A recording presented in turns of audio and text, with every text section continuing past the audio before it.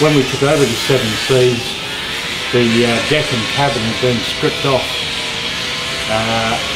and that showed us that what was left of the decking framing. So we've gone through and taken out what needs to be taken out, and we're now starting to replace it with new timber.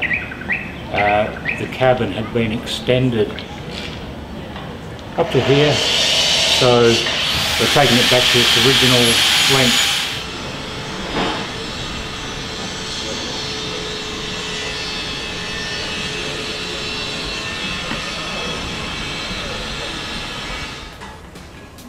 When they took the decking off, they weren't very subtle about it. I don't think they took out all of the screws, and so they tore the deck up and damaged the shear plank very badly,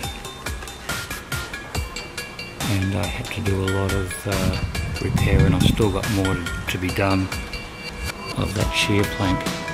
But now with all of the deck frames exposed, I went through and had a look at what needed to be taken out and replaced. A large majority of it was in perfectly good condition, so that will stay.